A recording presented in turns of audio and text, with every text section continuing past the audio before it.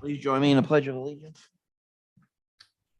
Pledge allegiance to the United States of America and to the republic for which it stands, one nation, under God, indivisible, with liberty and justice for all. Dot correspondence. Yes, we have an email from Christina Cosentino dated May 17th, 2022, officially resigning from the Shelter on Green Options Committee, and that's the correspondence. Thank you. Okay, we're going to set some public hearings. Meg, you want to start us with Untermeyer? Sure.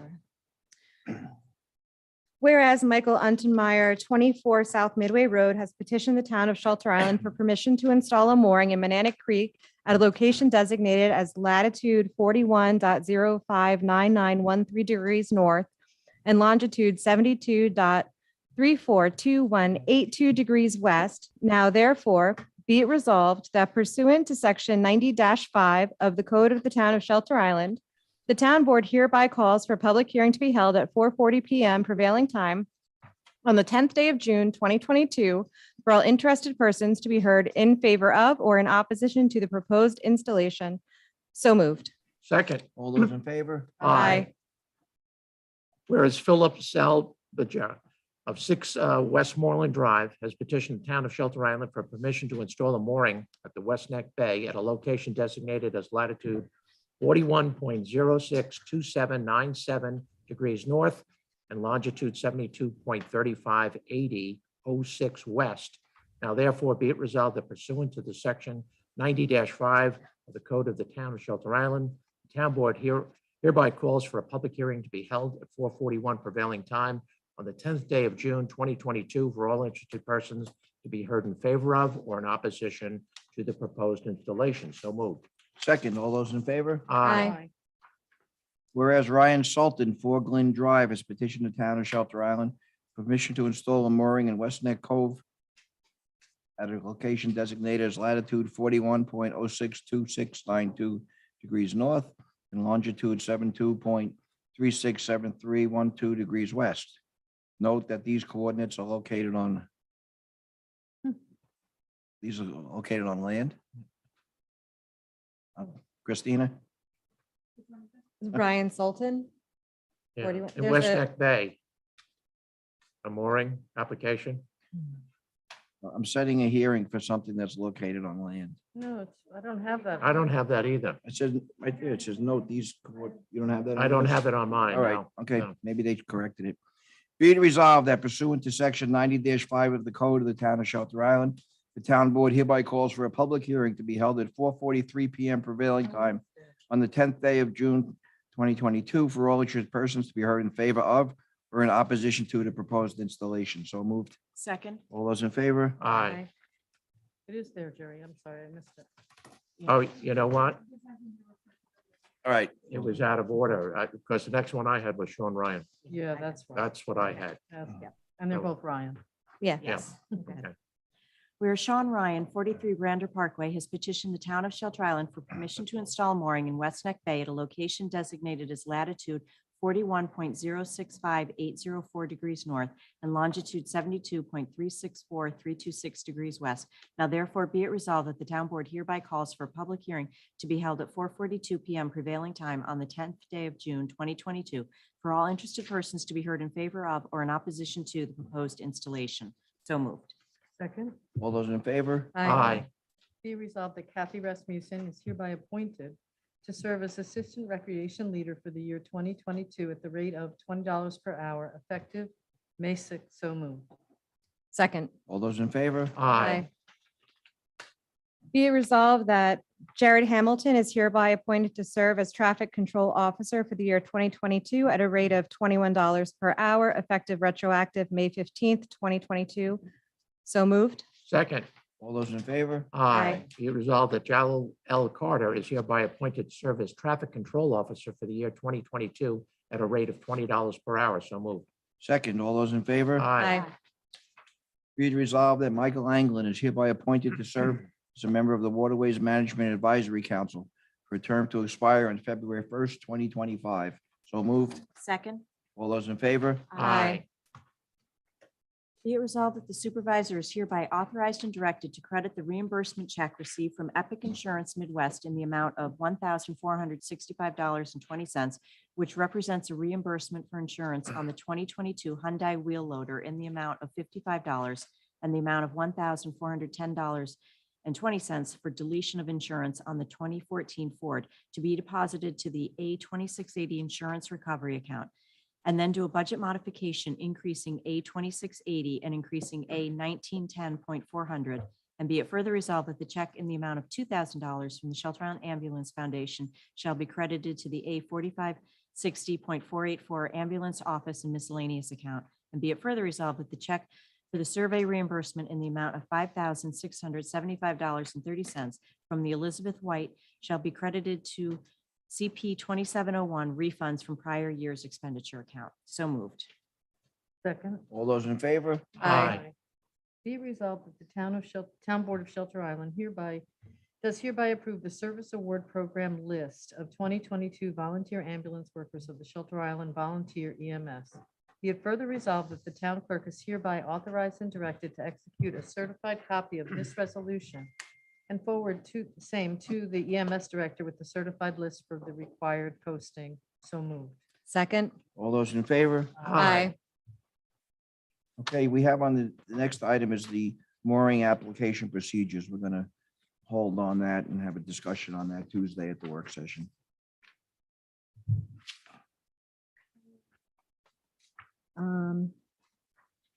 Next, if you want to do the, I'll do it at the top Summary. and then the summary. just to start, yeah. Be it resolved that the town board hereby calls for a public hearing to be held at 4:42 PM prevailing time on the 10th day of June 2022 in the Shelter Island Town Hall, Shelter Island, New York, for all interested persons to be heard in favor of or in opposition to a proposed local law entitled Community Housing Fund Transfer Tax. And then I'll read the summary. The purpose of this local law is to amend the town code to establish a supplementary transfer tax of 0.5% as a continuous funding stream for the newly created Community Housing Fund, where monies deposited therein may only be expended solely for creating and fostering community housing opportunities within the town of Shelter Island. The amendment would also increase the current exemption from the CPF tax of $250,000 to $400,000, since the overall transfer tax for Shelter Island properties will be 2.5% if this law passes. Certain first-time homebuyers will also be exempt from said tax. So moved. Second. All those in favor? Aye. Whereas 2 Jasper Road, LLC Fred Hyatt has petitioned the town of Shelter Island for a special permit to develop existing vacant property with new 40 by 60 commercial building, parking and equipment storage areas to support commercial arborist plant care business. Now therefore be it resolved that pursuant to the code of the town of Shelter Island, a public hearing will be held at 4:44 PM prevailing time on the 10th day of June 2022 in the Shelter Island Town Hall, Shelter Island, New York, for all interested persons to be heard in favor of or in opposition to this proposed application. So moved. Second, all those in favor? Aye. Be resolved that the following transferal of funds are hereby approved. $50 from the Public Works A 1490.425 non-highway tree maintenance account to the Public Works A 1490.415 tree account. And $1,000 from the A 8160.437 landfill contingency account to the A 8160.484 landfill office and miscellaneous account. So moved. Second. All those in favor? Aye. Be it resolved that 2022 general claims numbered 597 through 736 in the amount of $139,265.54. 2023 highway claims 65 through 77 in the amount of $13,441.48. 2022 West Neck water claim 8 in the amount of $300.19. 2022 community preservation claims numbered 7 through 8 in the amount of $392 are hereby approved for payment as audited, and the supervisor and/or any town board member is hereby authorized and directed to sign the approval for payment of same. So moved. Second. All those in favor? Aye. Okay, we're starting exactly on time. That's a first. We're going to recess the meeting for a public hearing on the Slotterbeck mooring application. Dot? The application of Oscar Slaughterbeck, 43 Winthrop Road, to install a mooring and jeering harbor at a location designated as latitude 41.08496 degrees north and longitude 72.34345 degrees west. Said location was formerly occupied by the D2699 Young mooring. The WMAC met on May 2nd, discussed this application, approved the application with the idea that they felt that the 100-pound anchor weight was not sufficient, and they were recommending a minimum of a 200-pound anchor weight, which they called the applicant and advised them of. That was it. It was passed. So do we put that as a stipulation in if we pass this?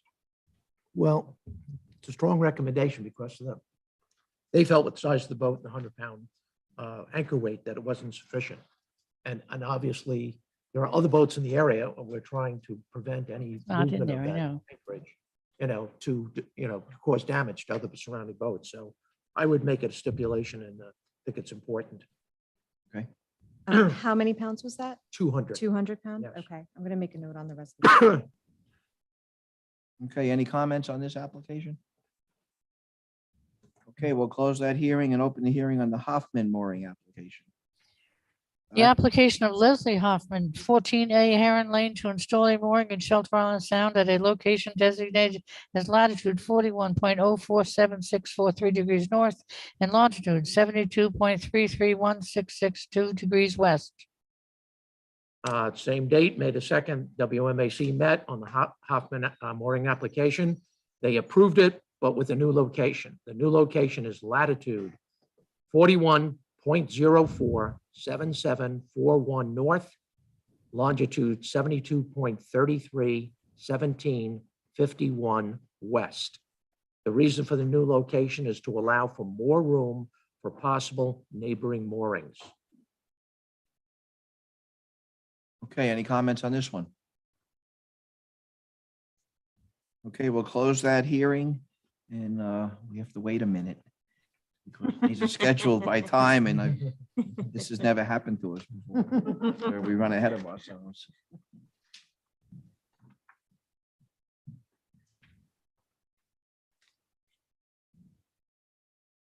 Oh, we have one more resolution. It's for Shelby. Oh, Oh, well, I'll do that when we go back into the meeting. okay. Yeah. Jim, the longitude on that one was 72.331751. 72.331751 west. You got the longitude on that? Yes. 41.047741 north. Okay, it's 41 or 4:44. 41. We'll open the public hearing on the Josh Sapan dock application. Yes, we met on the same day. Wait, you gotta read, Dottie's gotta read. Patty's got to do her thing. Sorry, Okay. Dot. The application of Alice Fault LLC, care of Josh Sapan, 22 Prospect Avenue, to construct a 5-foot by 30-foot ramp leading to a 5-foot by 100-foot fixed dock with a 5-foot by 30-foot L at offshore end. Construct a 4-foot by 30-foot lowered platform.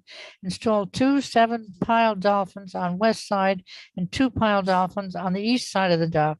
Install a $8,000 boat lift and provide water and electric to offshore end of dock in Shelter Island Sound.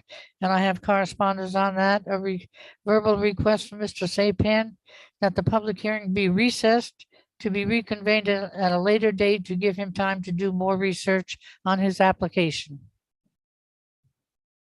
Okay, so I guess with that said, we're gonna recess this hearing. Right? Yeah. Yeah. Okay. So Tuesday, we were gonna this on, so we'll wait for the paper, Well, we're waiting for Mr. Sapan to get back to us. Yes, okay. Right. He's going to get back and say when he's ready. Okay, Okay. All right. Okay, so it's Sounds just gonna good. be adjourned yes, to a future date. yes. Okay, so we're gonna adjourn that hearing. Now we're gonna wait 3 minutes for the next one. Yeah, right. Dot, can I do this resolution in between? Yeah, We missed reconvene one. the meeting, reconvene the meeting. Okay, I'm gonna make, I'm sorry, folks. I'm gonna make a motion. We reconvene the meeting to read this. Please read this. Second. Be it resolved that this, all those in Aye. favor, aye. Aye. Be it resolved that the supervisor hereby authorized and directed to credit the reimbursement check received from the Epic Insurance Midwest in the amount of $1,465. This is what you just gave to me. I know, that's what. No, there's more. Oh, there's Oh, more. there's more, okay. Yeah, okay. Be it further resolved that the check, that a check in the amount of $2,000 from the Shelter Island Ambulance Foundation shall be credited to the A 4560.484 ambulance office and miscellaneous account. And be it further resolved that the check for the survey reimbursement in the amount of $5,675.30 from Elizabeth White shall be credited to the CP 2701 refunds from prior year's expenditure account. You read all that? Yeah. All right. Read it twice. Somebody gonna second that one? No, we already did that one. Yeah. That's what I thought. Okay. I thought. Boy, we're really impressing the public tonight. Mm, Okay, Go back into. we got one more minute. We're gonna recess the hearing, the public meeting. And go for the next public hearing, which will start in less than a minute. Oh, boy.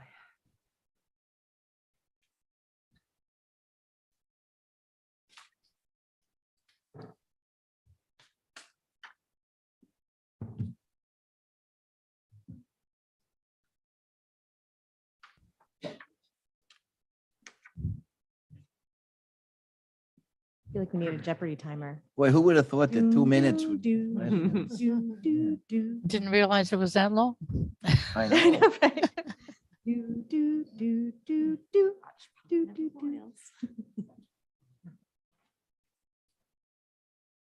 Okay, let's make it a Now it true is. daily double. Okay.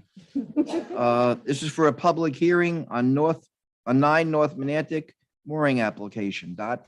The application of John DeSisto, 9 North Mananic Road LLC, 9 North Mananic Road, to install a mooring in West Neck Creek at a location designated as latitude 41.063193 degrees north and longitude 72.353658 degrees west.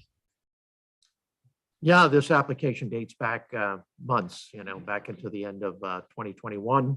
But there was some missing information. That information has been submitted to the town clerk's office. The WMAC approved this application as a riparian mooring located, if you want to take this down, at latitude 41.063193 north and longitude 72.353658 west.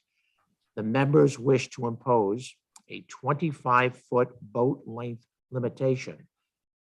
The area is very shallow, and that's why they did that, because this is in Manatee Creek, and in that area, there's not a lot of water, so they didn't want a large boat being put in there that had a deep draft. Do we normally do that? Yeah, yeah. We have put boat limits on for 2 reasons. One, because of depth. Another, because if we put them in a mooring area where there are surrounding boats, that there might be a limitation on the swing of a boat. So we don't want people to end up, telling us they're putting in a 25 and end up buying a 42 foot. And that extra 17 feet causes damage to adjacent boats. Or that the draft is so deep that they end up with a problem in destroying the sea bottom. So. Okay, so we'll open this hearing for all to be heard in favor of or opposition. Any comments on this one? Pam? Yeah, hi, everyone. This application is tied into the Thriving Sea application as well. If you can just give me a moment. Yes. Yeah. She had the cough. What? I think she had to cough. I think she muted herself because she's coughing. Oh, okay. Yeah, they're Just both. give me a moment. They're both LLCs, and that initially was the problem, because when the WMAC meets, when they award a mooring application, they kind of like to know who it's going to. And with the LLC, sometimes there's missing information. And it's important that we don't award more moorings to one applicant than they deserve, obviously. So this being a riparian mooring, it was approved, and we got the information that we was seeking. So took a while to get that information, but Pam, are you okay, recovered? All right, let's move on. Oh, no, I'm here. So, but the thing about this application is that there are actually 14 people ahead of him online on the waiting list. So I don't I'm think there is a wondering waiting how this list. application, There is no waiting list for this area.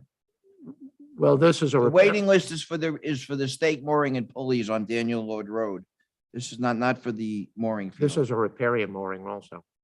So it's not. and we it's not are, up- and okay, so then my other question is, we are now allowing LLCs to get riparian moorings. I was wondering where in the town code that was allowed. I mean, again, moorings are for residents only, so this LLC issue has not been resolved. It was a question of the town code being corrected by the former town attorney, which was not done. It was a question of who's a resident, and I honestly didn't expect to see this on the agenda for today, so I sent you a letter very late in the day, and I would suggest that we review this carefully, because from what I understand from the WMAC meetings, Mr. DeSisto is also involved in this LLC.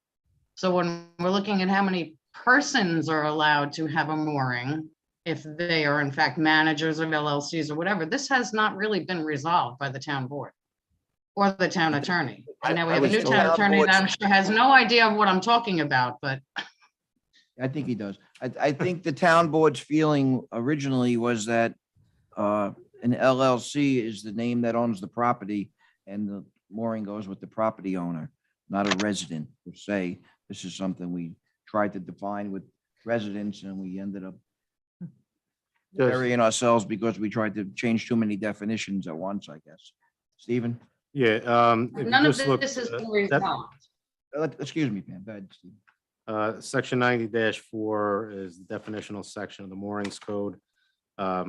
Defines resident as including any person who is residing in the town of Shelter Island for a period of not less than 6 months immediately preceding an application for a permit hereunder, or who is the owner of real property in the town. Then you go to the definition of person. It includes any individual, firm, partnership, trust, corporation, company. Company is an LLC. So pursuant to the definitional section, they would qualify. These are for separate properties. Yeah. So it's going with the property.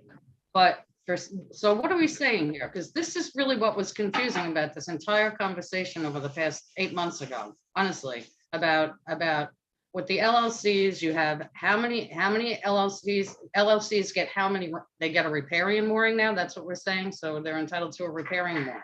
But if the same person who's the manager of that LLC has another property and also has moorings, including private moorings and additional moorings, then how many moorings is one person entitled to? This is what this comes Pam, down if my to. memory serves me correct, and we're going back to, this conversation started in August of 2021 and went through the fall and then was kind of dropped. But if my It memory was. serves me correct, if my memory That's serves correct, me it was. correctly, Pam, can I finish? If my memory serves me correct, that there were 3 properties and that they were asking for 1 riparian mooring per property. And that was what was, they weren't asking for anything in addition to that. They wanted 1 riparian mooring for each one of the 3 properties. And there was some missing information, which they have submitted, I was told. And it's been turned into the clerk's office, so I would imagine that, they've satisfied the need of what was asked for. And it's just my opinion, as the code is written right now, they qualify. Whether or not the code needs to be changed is another question. The way the code is written right understood. now, they're entitled to 3 on each parcel. And they're conceding that they'll take one riparian for each parcel. It could have been 1 and 2, 1 and 2, 1 and Is 2. I that remember what the they're number of doing? 9 Okay, coming that- up. Thank you, Mr. Supervisor. I'm sorry. That sort of explains what's happening in this neighborhood, because it was very confusing between the Yeah. Bowditch LLC, the Monantic LLC, very confusing about how you all are settling. So That's what it if was. that's what happened, is that Mr. DeSisto then will have three riparian moorings under his name on 3 different properties, then that's a whole different scenario, which that's- just hasn't really been explained. If that's what's happening, then yeah, I would agree that that's within code, of course. But there were so many questions that came up about this that I just wonder if we're overstepping something or missing something. I mean, Councilwoman Brock Williams questioned the code with the LLCs, and we know what's gone forward now, and I'm very concerned about it. An LLC can be any kind of entity, and it could be owned by anyone, anywhere in the world. So I'm looking to protect our waters and to know who are these people and what are they doing and what are their intentions. So Well, the understand my LLC is a concern. property owner. So I think that's as far as we need to know. Yeah. The And it's LLC is just a for property owner. riparian mooring Right. Right. with the Mhm. Yeah. But Okay, it Kim doesn't really Bonstrom? say that. Yes. Yeah, Jerry, thank you. There was a third clause of that definition of resident, which Mr. Kiley neglected to read. Could he read that for the public? Mr. Bonstrom, if you want to read it, that'd be great. Sounds like you know it. Don't have it in front of me. I know you do, Stephen. Okay, I just thought you said there was a third part. Okay, includes any person, this is the definition in section 90-4 of the moorings code, resident.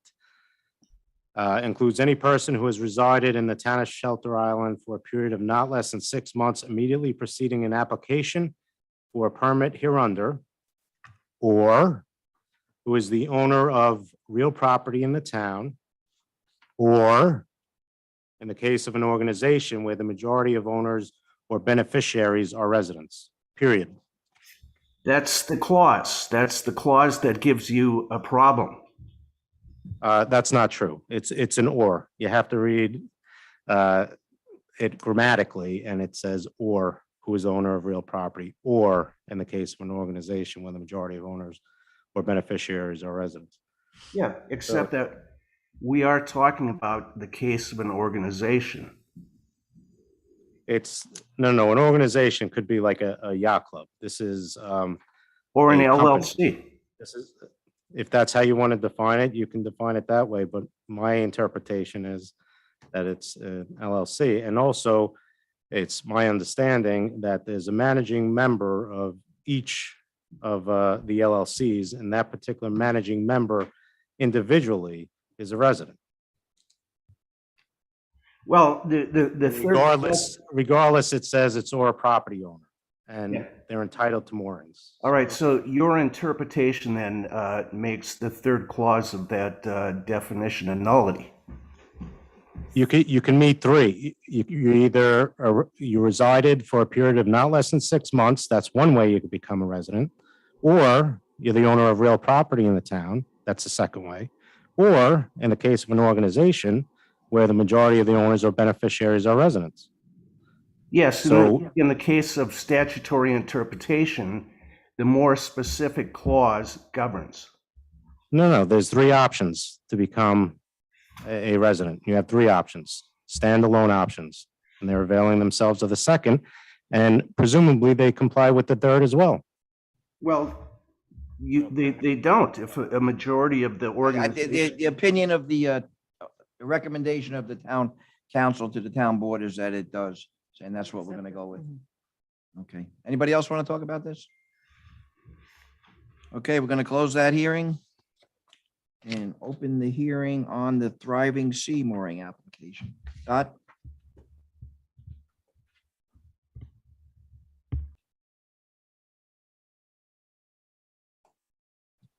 Sorry.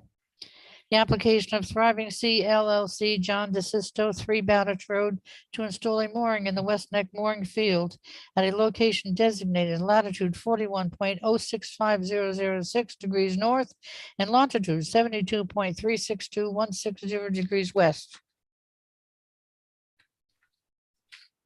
Yes, the same kind of thing. There was some missing information, but the WMAC assigned the following coordinates to this mooring. It is latitude 41.065006 longitude, north, excuse me, longitude 72.362160 west, which is within Cackle Hill mooring field. Just repairing. It doesn't say. It did not say. No, It's not, because It's on not. Bowditch Road. it's not. Oh, okay. Yeah. Oh, right. It's not. Okay. Okay, we'll open this to the public in favor of or opposition. Any comments? Pam?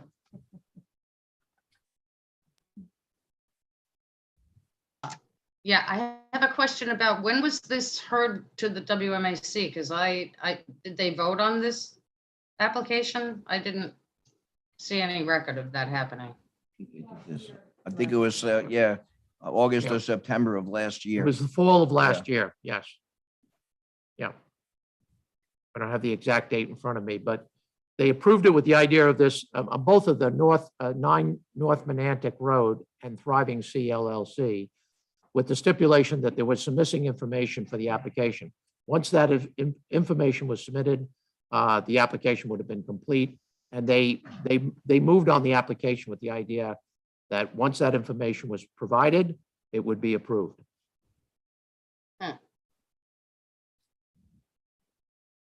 Okay, any other comments on this in favor of or opposition? Okay, we're going to close that hearing and open the hearing on the Weissenfeld Wetlands application. Dot? The application of Jason Weisenfeld, 14 Peconic Avenue, for a wetlands permit to remove existing building, construct new dwelling and detached 1-car garage, renovate existing pool, remove and reconfigure existing patio with reduction in coverage within vegetative buffer, remove waterfront cesspool and replace with IAO WTS near road, install stormwater control and install new supply well. Thank you. Planning board report? This is Conservation Okay. Advisory Council.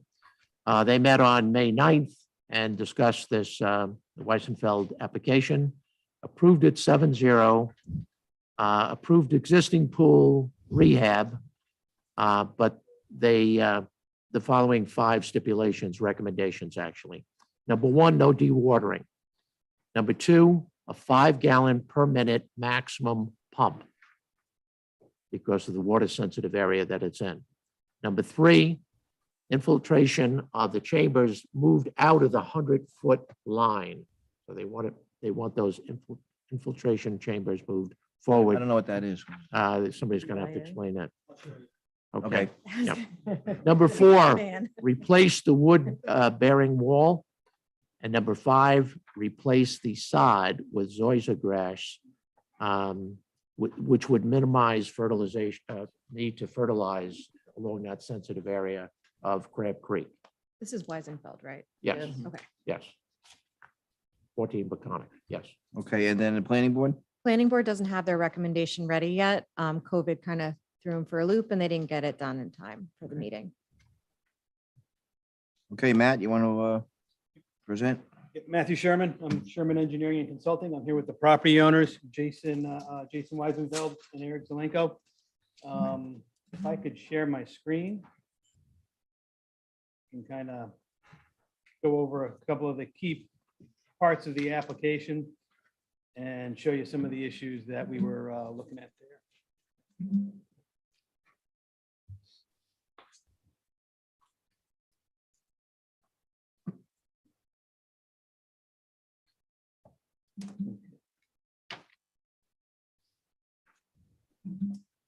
All right.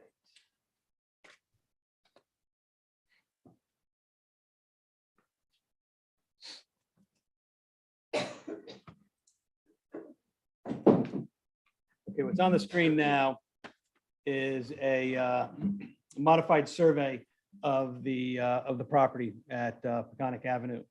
It's right about half an acre. The Peconic Avenue to the northeast and Crab Creek to the southwest. The house is situated pretty much right in the middle of the property. This drawing that's in front of you now, the blue outline building, I'll zoom in a little, make it easier to see. The blue outline building is what's there existing right now. The green outline is how we want to revise the existing building, rebuild it, and the other improvements that we want to make on site. Just so I don't forget the point, the issue that the CAC had was these rectangular chambers that flank both sides of the property. Those are stormwater chambers.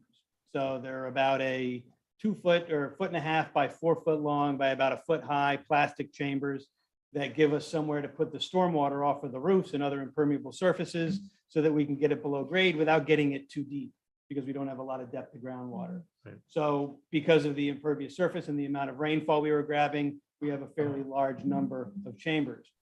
The health department requires that these chambers on that north property line, they need to be 50 feet away from our new supply well, which is right up there in that northern corner. So what the chambers they were looking at were these 6, 7, 8 chambers right down here, Right. just between the house and the property line. So I'm going to look to see about dispersing them in other parts of the property.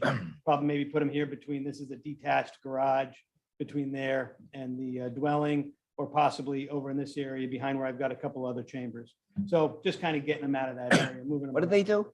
Stormwater. So Stormwater. your roof gutters, or if So you've they're got- like dry wells? They're dry Dry wells, wells, that's they're all, yeah. shallow They're dry just, wells. they're very small, they're small, each Okay. unit is small. Mhm. We may or may not, we're still working with the architect on how we're gonna get the stormwater to those chambers.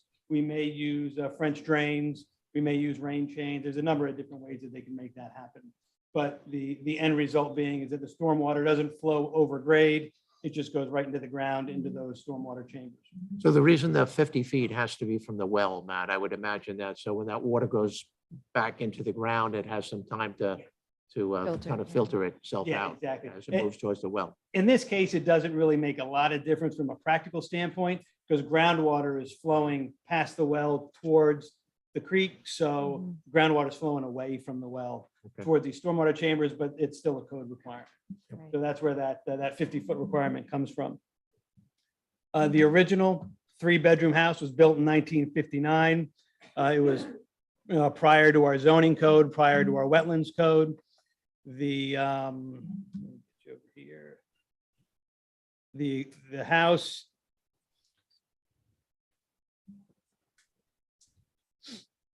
This is the existing survey. The existing house, the closest portion to the wetlands, which is a vegetated wetlands, is just under 84 feet from the wetlands to the house. Mhm. The pool patio is at 49 feet, and the swimming pool is at 56 feet, just the 56.5 feet to the wetlands. So, and you can see here, right on the seaward side of the house is the existing septic.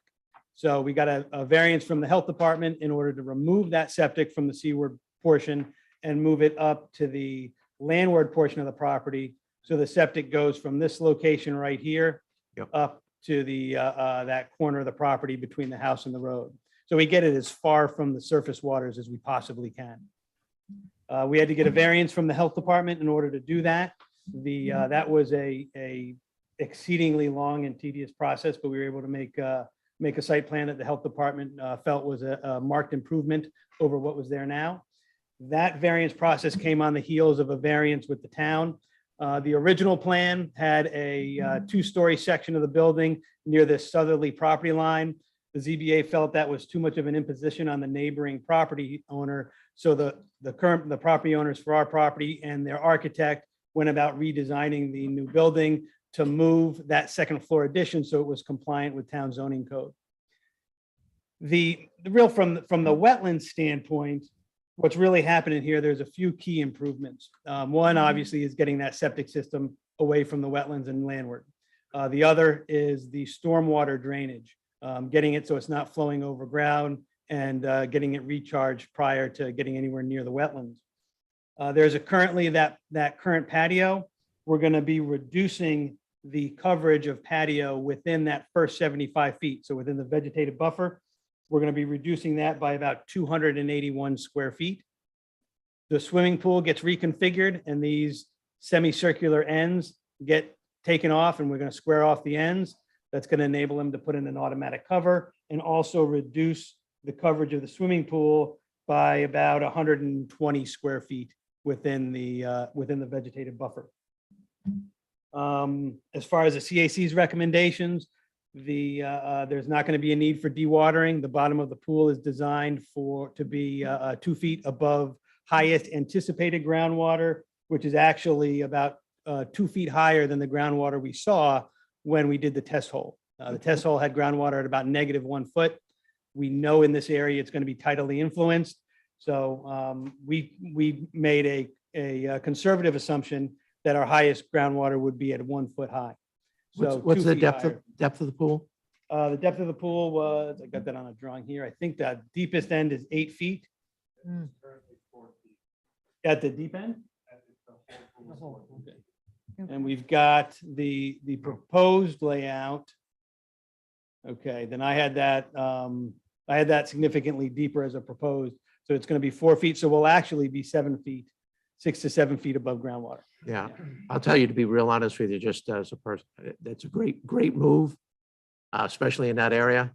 Cut down on the amount of water that you use. Having that pool cover is going to be excellent because you're going to conserve a lot. There are a lot of leaves in that area. Keep the leaves out, less chemical. There's a whole lot of pluses to have that at 4 feet in that area. Thank you.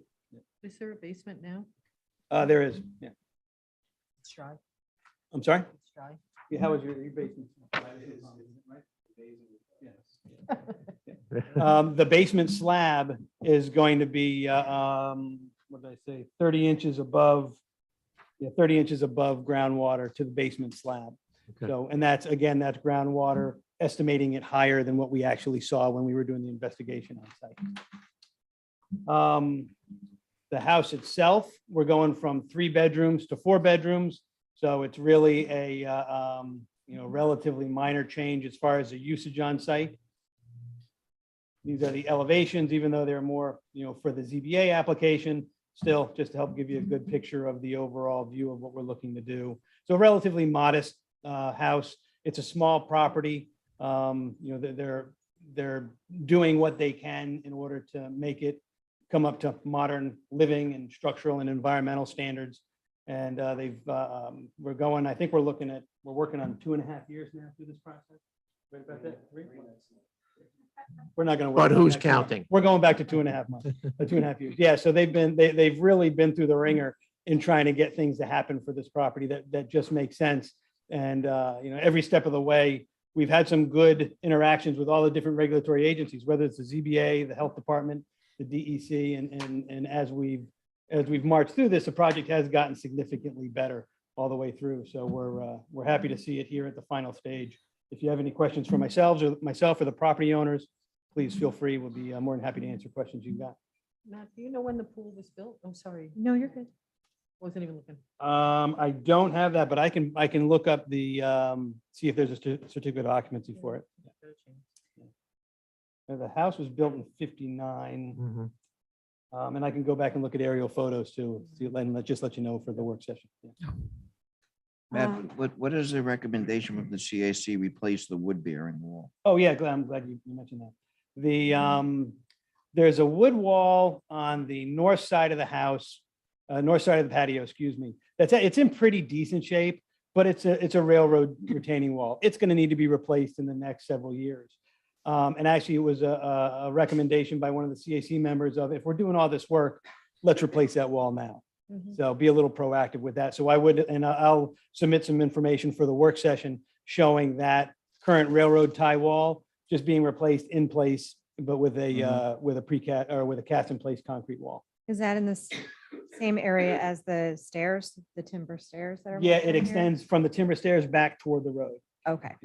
And you can see it's kind of written a little bit low, but small, but railroad tie retaining wall Mhm. just to the north side of that patio that's north of the pool. Yeah. Okay.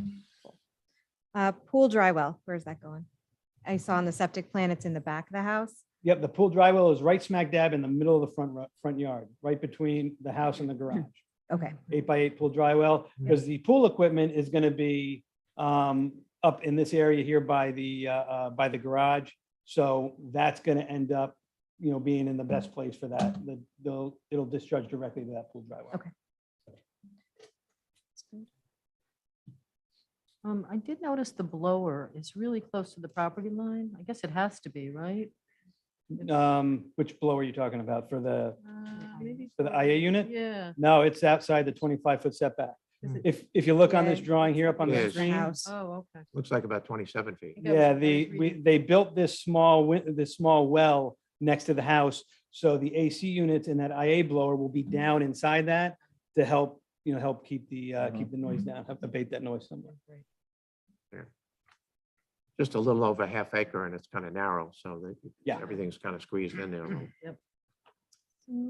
Any other comments, questions? I think we have to wait for the planning board's. Yeah, we'll wait for the planning board recommendation. They were out there the other day. Okay. I talked to Reed and so he'll be coming out and hopefully we'll be able to get them for this coming Good. work session. Okay. Okay, any other comments, questions on this one? Okay, thanks, Matt. Yeah, thank you. Close that hearing and open the hearing on the Valentino Wetlands application. You're going to close that or recess it? Oh, I'm sorry, recess it. Thank you. Okay. No, What? adjourning. Adjourn it? Adjourning. We're not going to recess it, we're going to adjourn it. Until the planning board Well, comes And you in. got to make a motion for that. Make a motion, we adjourn. Second that motion. All those in favor? Aye. Adjourn it, okay. Okay. Now we have the Valentino application, Dot.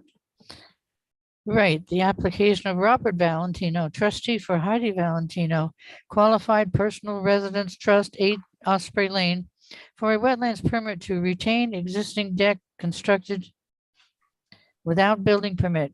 Deck predates the town's 2001 Wetlands Code and wetlands permit requirements. Proposed work includes new generator installed adjacent to dwelling garage and 83 feet to nearest wetlands.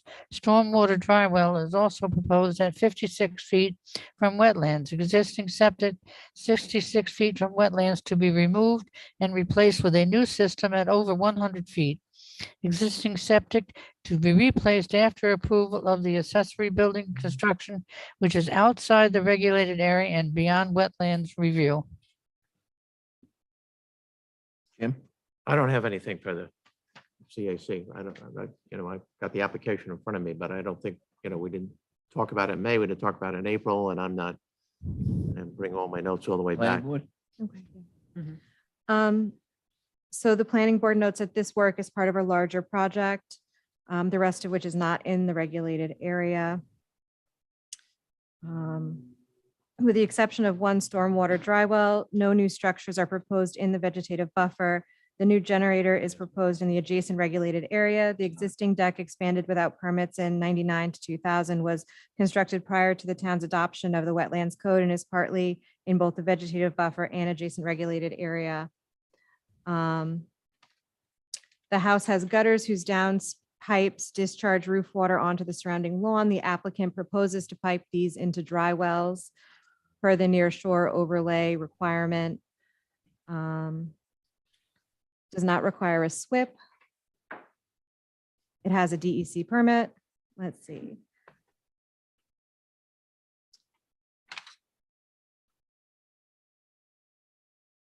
They propose, the proposed generator will have a small footprint in the adjacent regulated area, and we do not object to it. The installation of the dry wells is a positive upgrade to the property. One dry well is proposed within the vegetative buffer, and we recommend relocating it to beyond the 75-foot setback if possible.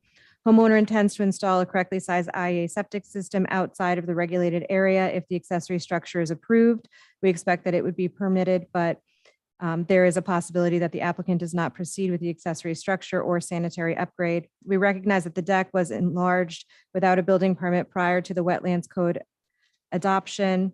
The approximately 75-foot square foot intrusion into the vegetative buffer can be excluded under 129-3H.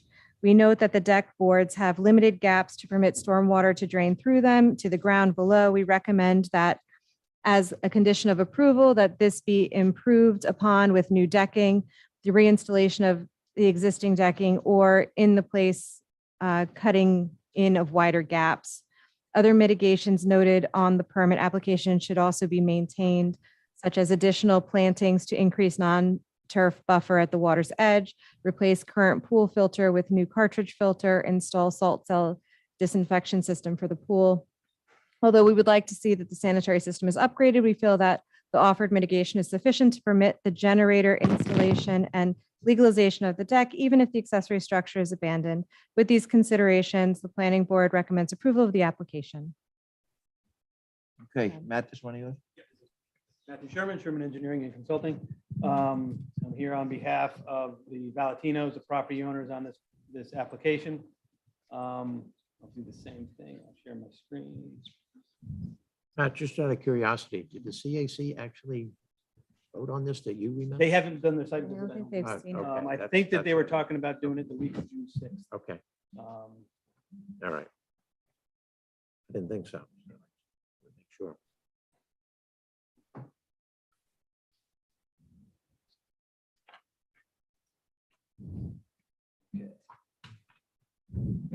And the planning board, actually, they had a very good write-up on this. In essence, what this application for is, the lion's share of this application is a deck that predates the wetlands code. It was constructed prior to 2001.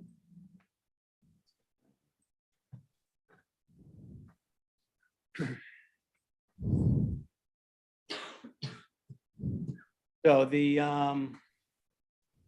this is basically the site survey. The wetlands of Mabel's Creek and the 75-foot setback, and then the 100-foot setback. The deck that we're talking about is this right here. Originally there was an awning over the deck, but the property owner had to do some maintenance, some repairs on the roof. So when they did that, they took the awning off. And they have no intention of putting the awning back on. So if anybody goes out and looks at the site, you'll see that there is no awning right there. But this is the deck. There's about 75 feet, as noted in the planning board memo, within the vegetative buffer, and just under 850 square feet within the adjacent regulated area. When the deck was constructed, a wetlands permit was not required. They did not get a building permit. So that's why they need to seek approval for this deck as it exists today. The existing septic system is right down here. It's within the 75-foot vegetative buffer. The leaching pool is about 66 feet, give or take, from the wetlands boundary. And the septic system, the septic tank, is located just a little bit landward of the existing leaching pool. So the idea for when we go to do the proposed 2-bedroom accessory building is to abandon that existing septic, put in a new nitrogen reducing septic, running over to a pressurized shallow drain field. This is all very low lying area. It's about 6 feet, 5 to 6 foot of elevation in this area. So we've got about 4 feet, 5 feet or so to groundwater. So using the shallow pressurized drain field, we've got a total depth there of about 18 inches or so. So we don't have to worry about getting too close to groundwater. The generator that we were looking for is located right here. The garage for the property there's a little drive-in garage right here. So the generator is located right next to the garage. So you've got easy access to the electrical panel. The stormwater dry well that they were talking about is located right here. I located it there just because of where the eave is on the building. That's where it makes the most sense. If that is a problem, we can certainly see about getting it out and moving it over here to the north a little bit, moving a little further from the wetlands. It just looked like that was a good spot for that dry well. The existing swimming pool is in good shape, needs some marble dust work done on it, but that's about it. It's holding water well. Same thing with the brick patios in good shape, so none of that stuff is going to have to be addressed. The dwelling, they're doing minor, paint and powder types of repairs on it. They've done some maintenance since buying it recently, so done some work on the crawl space, done some work interior just to make it livable. One of the driving forces behind this application is that this deck is a open permit issue, and they can't get final certificate of occupancies for everything, close out financing and things along those lines, unless we can get this deck either we get it legalized one way or the other. So that's really the driving motivation here. The idea of what the planning board said about, liking the idea of the IA unit, but not wanting to tie the wetlands approval to the IA unit is something that we would like to ask the board to consider because of the need to, if we have to put that IA unit in, we're gonna have to go through the health department and get all those approvals and go down that route. So the idea of the little bit of urgency that we've got to try and get the COs so they can finalize the financing on the property, bringing that IA unit into the fold does create a couple of wrinkles that need to be ironed out on that. Other than that, the rest of the project is a very, very straightforward project. Things happening outside of the wetlands purview included on the application, simply to give you a good picture of what we're looking at overall as far as a long-term goal for the property. Question? Basically, what you're looking for is this was a deck that was built without a permit. Yeah. So they don't have a CO. That's right. Okay. But before the wetlands. Yeah, before Right. wetlands, yes. Then, yeah, but it's two separate things. No, no, oh, I mean, the wetlands is the wetlands, but they don't have a CO for the deck, period. yeah, but Right. it wasn't done like after. Right. Right. which Yeah, was- the deck itself isn't a wetlands violation. It's a building department violation because of no Right. permit. Exactly. Yeah. Right. Yeah. So the carrot is always the IA system. Yep. And I understand that'll take up a lot of time, but can we get some kind of commitment on Yeah, absolutely. We would. Yeah, I mean, if they do any construction, if they add anything, they're gonna have to upgrade, it? Mhm. sort of built in. Yeah. I'm just thinking out loud here, but if you can maybe make it the approval subject to the installation of a IA system and then see if the building department will give them a temporary CO for the deck. Just to satiate the bank in the interim and then close everything out once the IA system's in. Mhm. I don't know, that's just. That may work, yeah. outside the box. Might be able to put a bond up on it, something along those lines, a performance Correct. bond. Yeah, something along those lines. You want to wait for the CAC? Oh, we have to wait for the CAC anyway, but I'm just, throwing this out there. If the CAC gets out there the week of June 6th and Yes. does their recommendations fairly quickly, we Right. could have a recommendation prior to the next hearing. Right. Yeah. They meet after the 6th, so I'll call Howard and make sure that that happens Yeah. before the meeting. Yeah, that'd be great. You know. Yeah. I mean, we usually push for the IA, but a place like this, it's like a no-brainer. Yeah. It should go in. Mhm. Okay. Okay, any other comments, questions on this one? Thank you. Thanks, man. Thanks, man. Okay, we'll close that hearing and open the hearing on the No Name Road LLC wetlands application. Dot? The application of No Name Road LLC, Richard M. Levine, member. Sorry. Dottie, sorry. What? Closed. Supposed to close You're it. adjourning it. He was I'm supposed to adjourn sorry, it. All right, gonna sorry, adjourn that Dot, I'm hearing, screwing up correct? here. All right, so we're gonna adjourn that meeting. We're gonna adjourn the Valentino wetlands application. And Pam, did I miss your hand? Or did you want to talk on that one? No, I just wanted to make sure you were gonna adjourn that pending the Right. CAC Thank you. report. Right, that's all. Yep, Thank you. got it. Okay, we're gonna adjourn that one. Pam, where's simpatico, Pam? And we're gonna open the hearing on the No Name Road LLC wetlands application. Okay.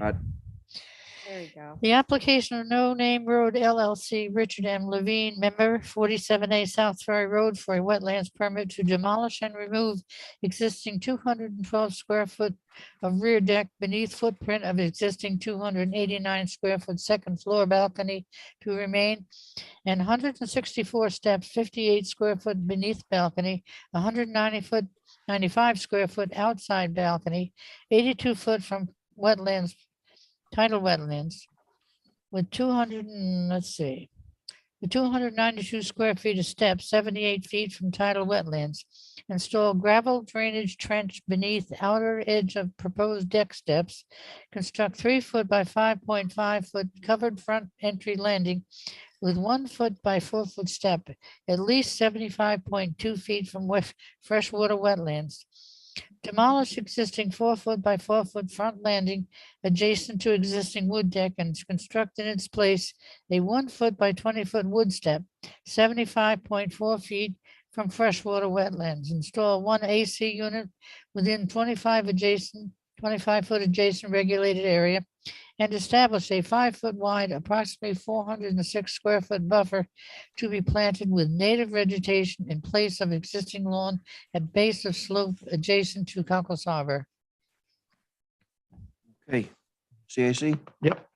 We met back in April 11th on this application. There were 3 recommendations. They wanted, number one, a vegetative plan in accordance with the Town Code 129-4.1A, parentheses 4. So the vegetation plan needed to be submitted. The second recommendation was there was a 15-year-old septic tank. They would like that removed, and they would like a new IA system. They're recommending a new IA system for the property.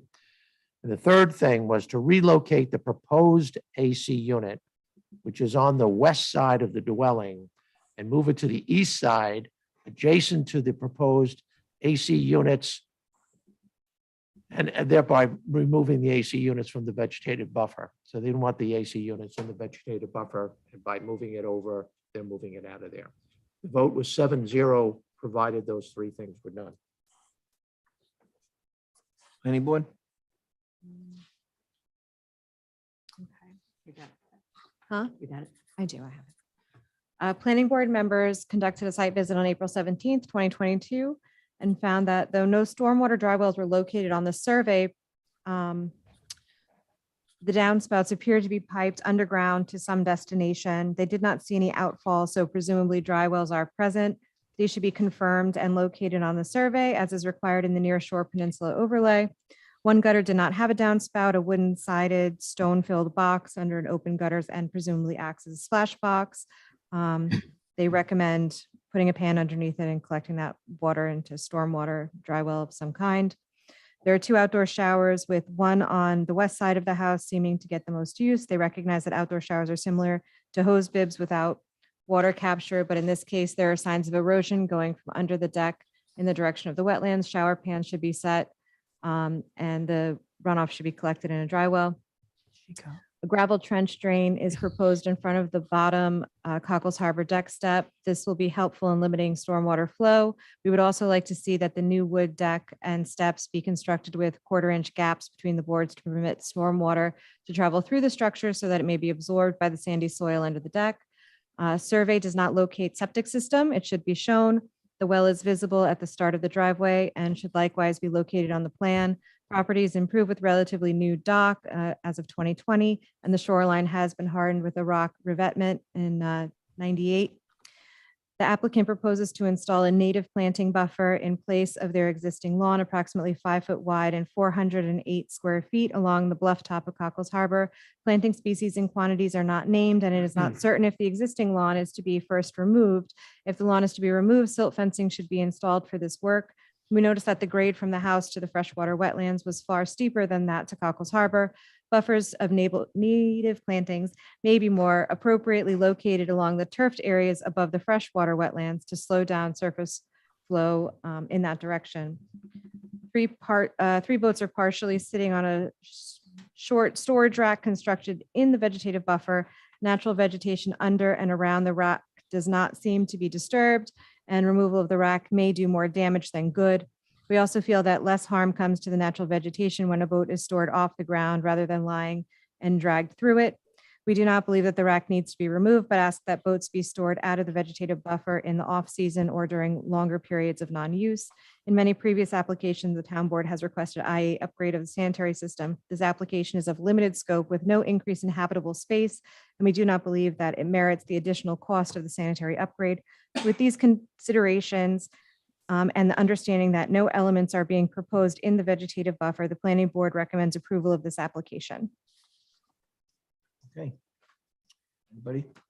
Jerry, Rob Herman, I'm here on behalf of the applicants. Go ahead, Rob. Thank you. I will try to see if I can share my screen to bring up copy of the plan.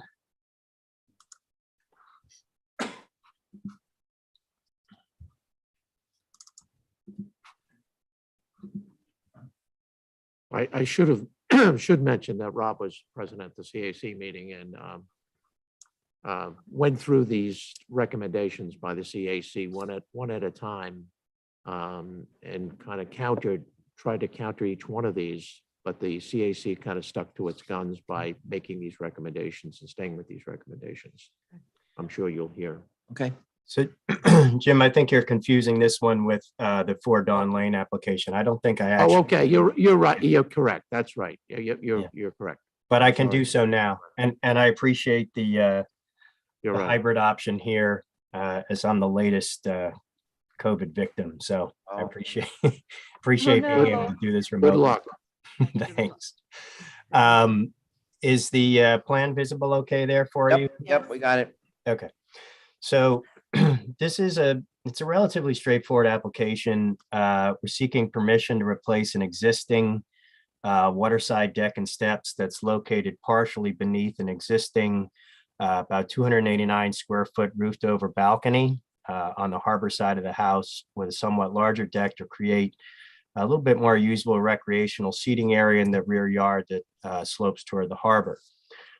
Based on the area of the existing balcony to remain and the area of the existing steps located outside the covered footprint presently, the net increase in lot coverage within the regulated area created by the new deck and steps is only 381 square feet. Also proposed on the front side of the house, which is in the board's jurisdiction due to the presence of a second wetland, a depressional freshwater wetland located to the southwest of the house, is the replacement of an existing 4x4 landing with a 1x20 step, the addition of a small, about 3.5 foot by 5 foot covered landing with a step, and a AC unit. All the work has been designed to stay outside the 75 foot vegetative buffer. It sounded like there was a reference in connection with the CAC comments that the AC unit was within the vegetative buffer, but it is actually proposed just outside. And as mitigation for the additional coverage, a gravel drainage trench is proposed around the perimeter of the harborside replacement deck, and a 5 foot wide, approximately 406 square foot native plantings buffer in place of existing lawn, also on the harbor side. Try to respond to sort of the combined comments of the CAC and Planning Board. In addition to the gravel drainage around the deck, we can certainly agree to the 1/4 inch spacing between the deck boards to add permeability to that structure. If the plan is otherwise approvable, we will, of course, provide a plantings plan for the proposed buffer, specifying type and distribution of species there that would match with the town's native plantings requirements.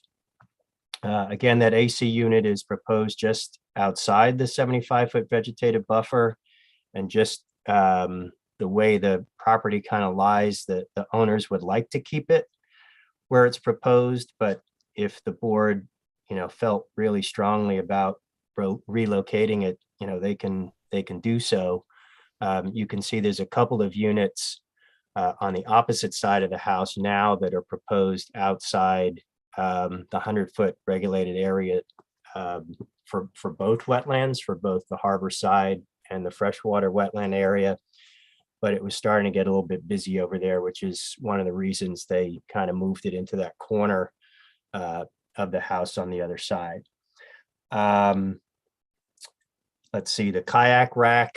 Yeah, I think that the planning board comments sort of related back to a comment in the building department's letter of denial that there was not a permit for that kayak rack. The owners would be happy if the board would allow it to stay as the planning board suggests. If it had to be removed, it could certainly be removed. And with respect to the CAC's comment about the proposed septic upgrade, I was a little bit surprised by that, because there's There's no proposal here that's in front of you that relates to the dwelling, to SFLA, habitable space, etc. But I did discuss it with the owners, and they do have plans for a future proposal for an accessory sleeping quarter type structure here pursuant to what the town code allows. And at that time, that project would require a sanitary system upgrade and expansion.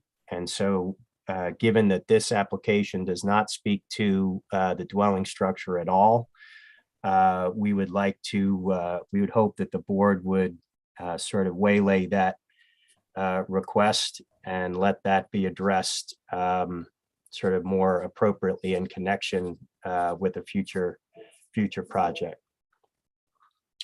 Rob, any idea how old the system is? Yeah, the system was installed with a health department approval back in 2007 when the house was reconstructed by the prior owner. So I realized from the comment that Ken Wojcik does not show that on this survey, but it is part of survey records that the town has. I mean, if you wanted, we can certainly have Ken Wojcik add it to this map.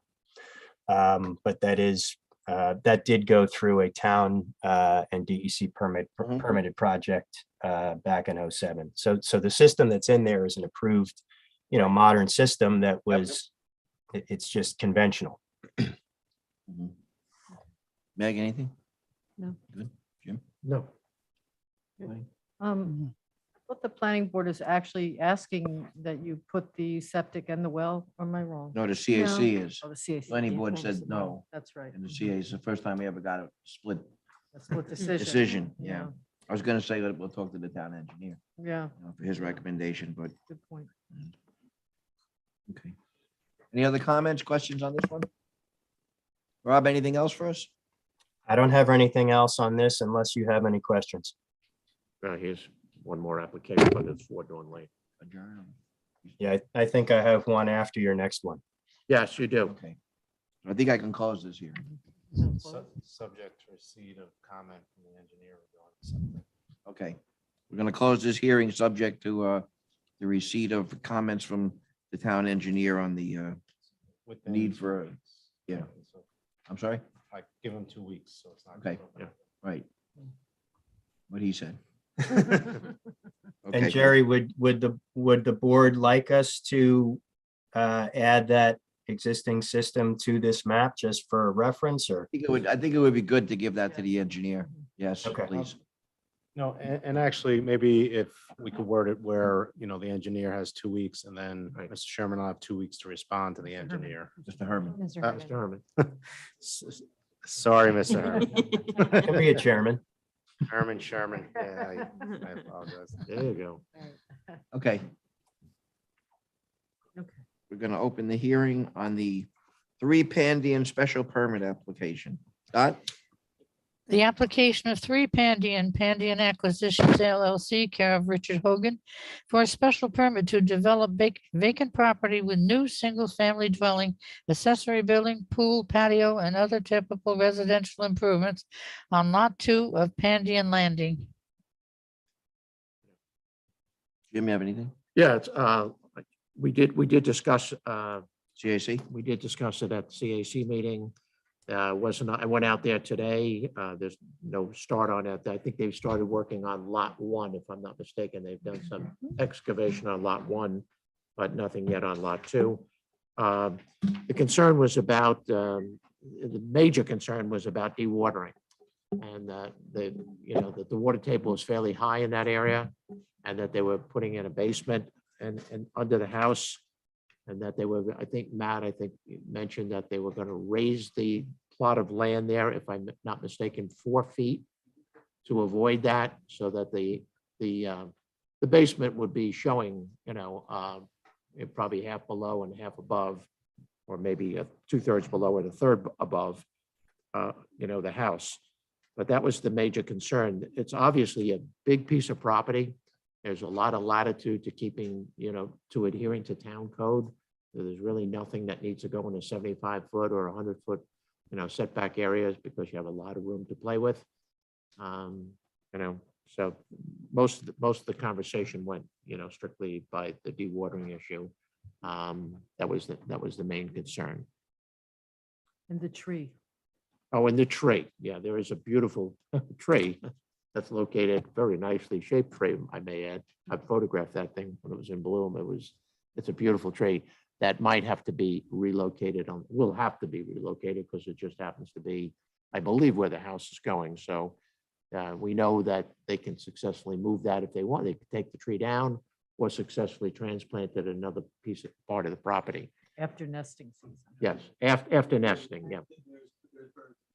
Yeah. So it's an osprey nest that's already been taken, eggs and birds have, I guess, young have hatched, or I know there are eggs in there. So the law is pretty clear on the fact that you have to wait on that. So they will fledge sometime, late July, early August, somewhere around there, and then things can happen. So the only real concern is the dewatering.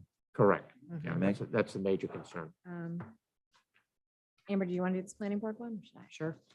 Unless you really want to. And by the way, they obviously the IA septic, it's brand new construction, so that goes Right. without saying. All right, so the planning board said we know Shelter Island has a long history of frowning on very large houses and favoring smaller cottages, but we also realize that we have a recent history with several precedents of allowing large houses when the lot is large. The 9,840 square SFLA house will have an 8,411 square foot footprint with site coverage by building components totaling 10,381 square feet. Excluding the driveways, patio, and walks, the development proposed on this lot will be 7.4%, where 25% is permitted. Lot coverage is calculated by the surveyors, is listed as 26,355 square feet, or 18.7%, where 40% is permitted. We appreciate and look fondly on the fact that the applicant is not proposing any development in either the restricted 75-foot vegetative buffer or the additional 25-foot adjacent regulated area. It is unclear if these areas will be disturbed by grading. We recognize that this development was designed for fewer but bigger houses. Being in C zone where lot size is 1 acre, we could have possibly seen 3 houses of 6,000 square feet each on this lot with no special permits required. Right. We do believe additional information is needed in regards to a grading plan and calculations of fill being brought in.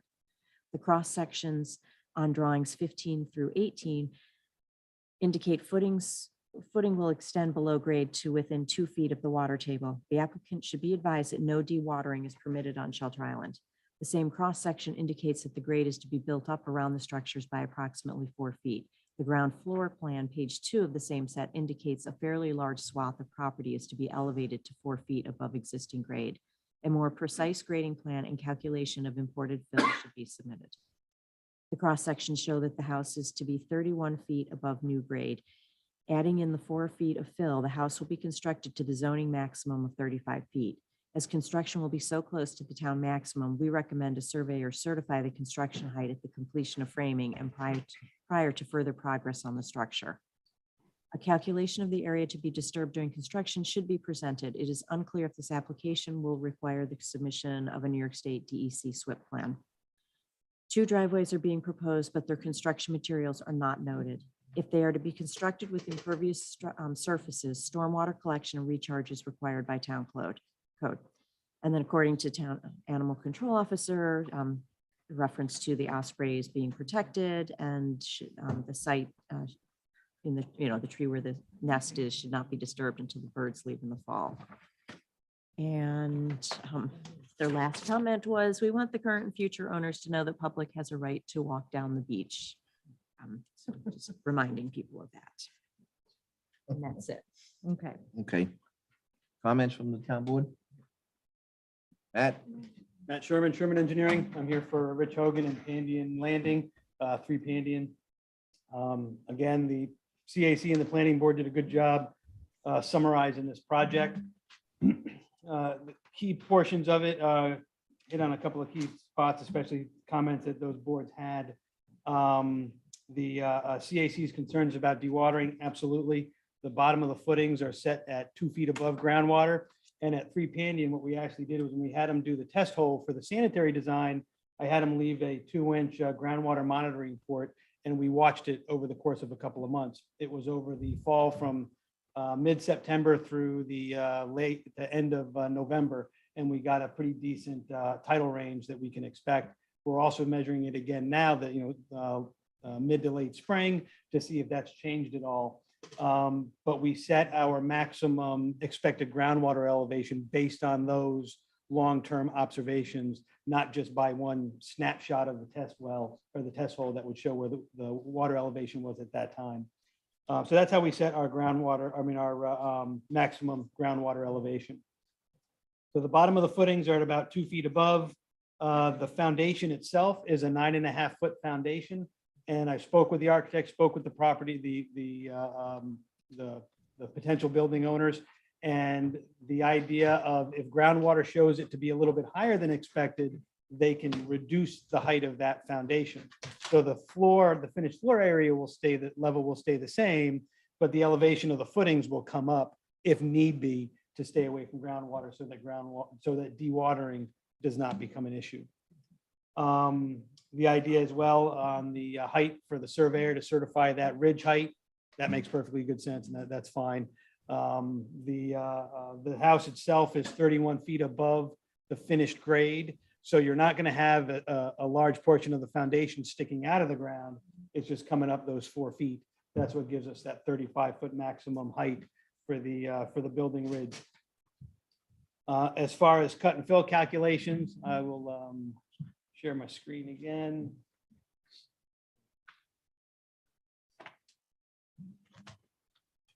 I did a revised plan showing the grading, the proposed grading. And it's really a relatively simplistic grading plan because the majority of the property is so flat. Yeah. Very flat. Yeah.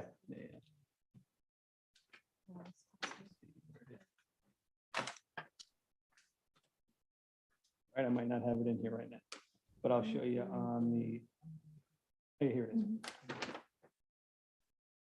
So this is the proposed site plan. The green, the red lines, are the zoning setback lines. We're in C zone, so 30-foot front yard, 10-foot for side and rear. This is our 100-foot setback from the bulkhead itself. So even though average high water is seaward of the bulkhead, we use that bulkhead as a worst case scenario for wetland setbacks. And that's where mean high water was shown in August of 2021.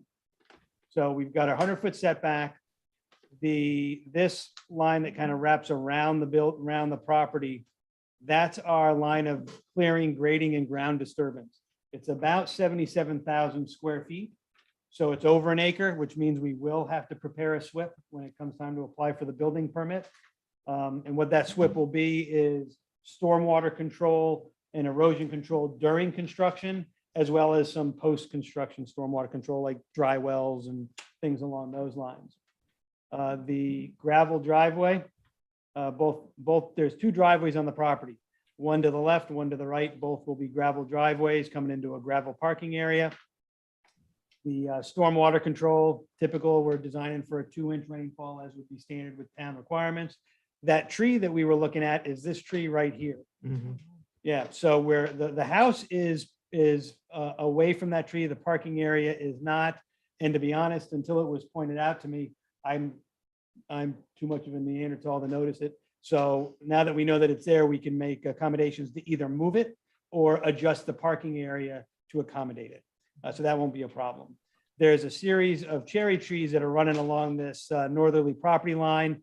We're working with Christian Clark and White Oak Farm, and he's going to relocate those to flank the driveway coming in, so that area will be where those trees are going to be going.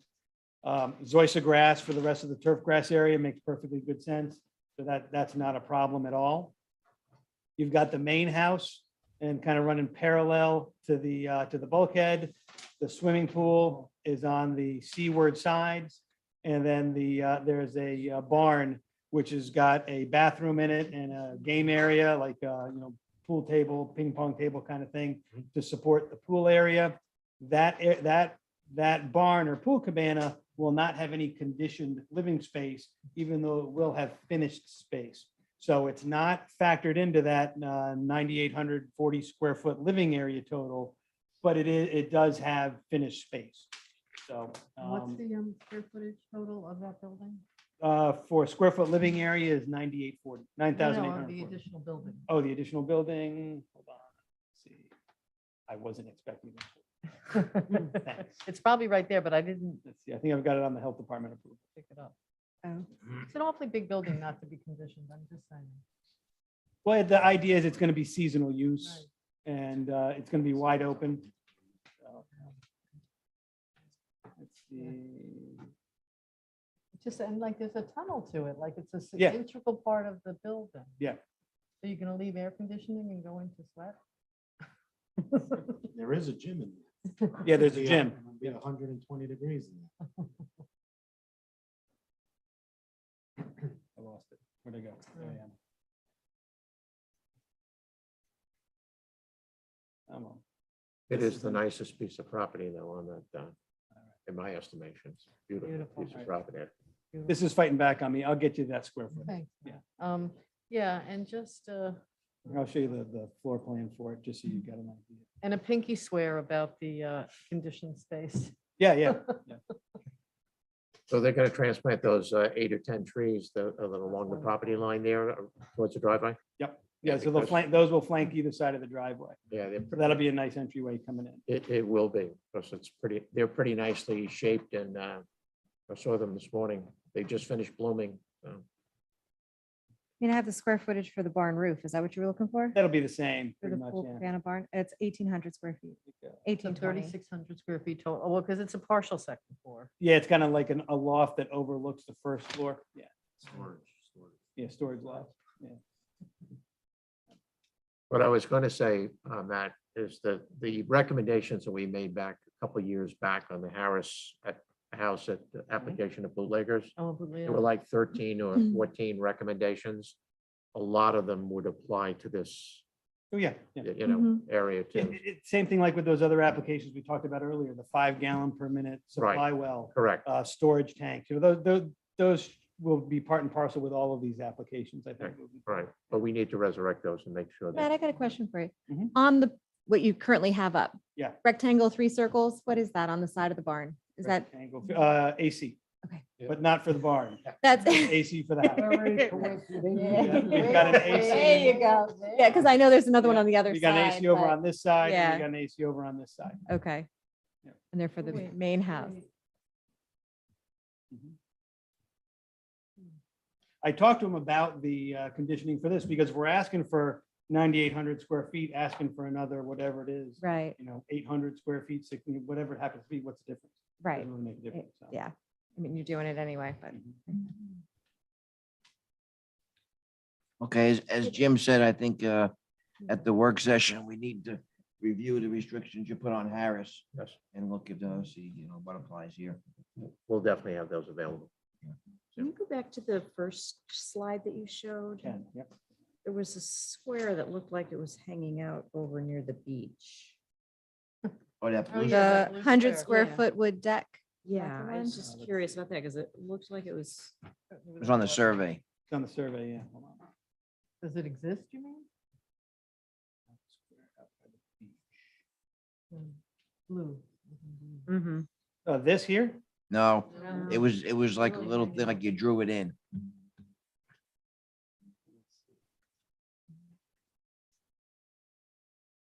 Maybe you have it on hard copy or? no? What page are you looking at? I saw it up on your Oh, you saw it on screen, the so I started like with- not finding it, but let me. Because I don't think there's anything out by the beach, yeah. I mean, the only thing I see like on the sanitary plan is a proposed 100 square foot wood deck right up against the bulkhead. Yeah. That might be what So- it was. That might be what she's That may be what it is. referring to. It's Yeah. on the survey as well. It was like a box you draw in. Oh, here you go. Yep, yeah, right there. I think it's that one you're talking about. Yeah. Yes, yeah, So it's like a wood platform. I think you mentioned that. That's existing or that's, Proposed. Yeah, Proposed. Proposed. Is You have that a the 100 bulkhead square is there. foot 100 square exemption? Yeah, foot so it does- exemption. Yeah. Yeah. That's There what I- was a bigger blue box. Yeah, there was a bigger blue box. You could have been. that was like that, It's yeah. when you Clicked on click it. on it, Yeah. All right. that's part of the PDF Yeah, that's it. thing, yeah. But that, what you're proposing is 100. Yeah, 100 it's just square 100. That's a huge deck that goes right out into Cocos Harbor. It's actually the helipad. It's a hell- That It's they the were helipad. proposing That for- would be, that would probably be. That's just, We call them drones, man, so Oh, that way okay. we don't have to worry about it. Yeah. So that is something you're looking for in just the, joking, there is no I helipad. know it's allowed. Yeah, it would be allowed. Yeah, Yeah. I want to start Okay, that rumor. that's why I was- There is no Yeah. helipad. Oh, I should- go I should ahead. know better. Yeah. Okay. Okay, any other questions, comments on this one? This one will adjourn. Yeah. Okay, Okay, good. Thank you. thank you. Hmm. I'm going to adjourn this one. Thank you, Matt. And we're going to have a hearing on the alley, we'll open a public hearing on the alley wetlands application. Scott? The application of Wahid Ali, 4 Dawn Lane, for a wetlands permit to remove all existing lawn from within wetlands regulated area. Place and grade approximately 1,300 square cubic yards of clean sand over an approximately 10,000 square foot area landward of existing bulkhead to create a natural basescape, including 6 dune features. Replant with Cape American beach grass, 18 feet inches on center. All sand placed within 10 to 20 feet wide native grass buffer adjacent to bulkhead.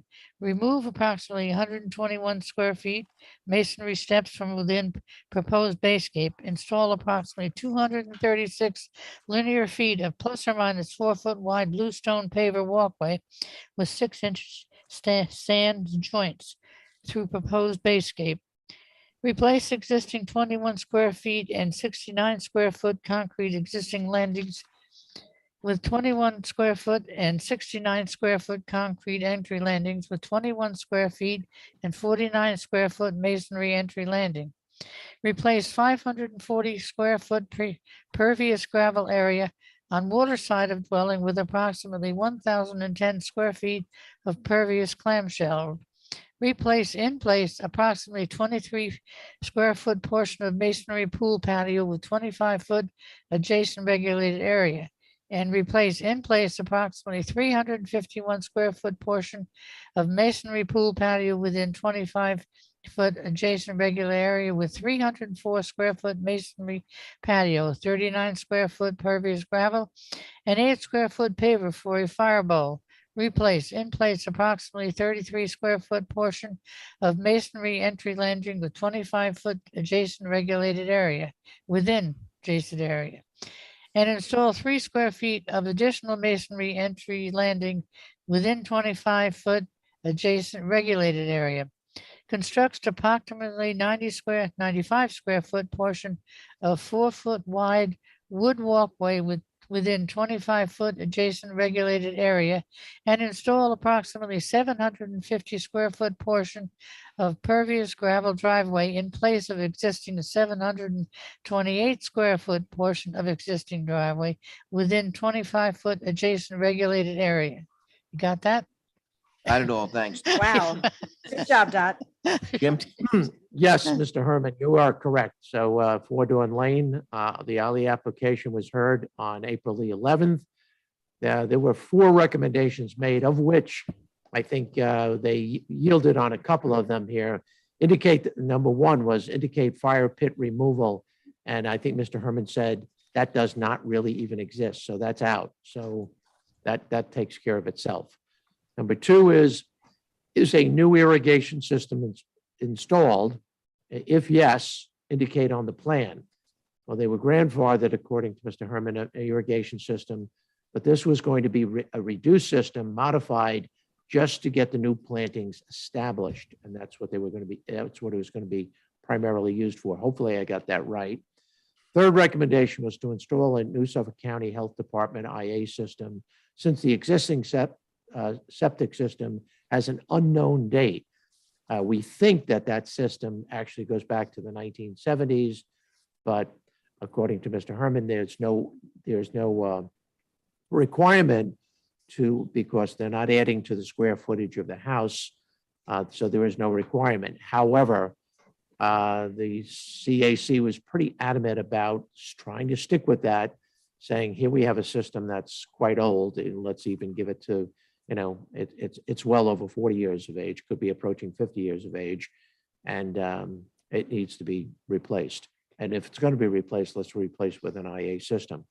And the last one was recommend the 10 to 15-foot strip at the bulkhead with 2 or 3 inches of gravel. And I think that we talked about that. That's kind of not needed. The bulkhead obviously is in pretty good shape. The elevation along the bulkhead in several sites needs to be elevated, which Mr. Herman knows about. But the idea of putting some native grasses in there rather than the gravel would be something that, they would be very much satisfied with. So, those were the, those were the recommendations. Planning board? Yeah, I've got it. If you- We appreciate the fact that the applicant is not proposing any growth in either the restricted 75-foot vegetative buffer or the 25-foot adjacent regulated area. The design and materials selected are congruent with the natural Shelter Island shoreline look. We do ask that any plantings in the dunes be specifically identified, and if any existing native vegetation near the bulkhead is removed or replaced, that this be explicitly clarified. There was discrepancy in whether beach grasses were replacing prior vegetation along the bulkhead or only being added where the proposed dunes would be replacing lawn. We do believe that a basescape with sand and dunes will do a better job at reducing runoff than the lawn that is there now. We also recognize that the survey did not identify the location of the existing septic system. We caution the proposed improvements do not mistakenly obscure or hinder access to that system. In the absence of identifying its location, the planning board could not advise further. And as proposed in the project, we want to ensure that proper wire back silt fencing be installed to contain disturbed sediment. The survey did not locate stormwater dry wells, and the house does not appear to have a stormwater collection system as required in the nearshore peninsula overlay. We are also conscious of not wanting to disrupt Norman Jaffe's design.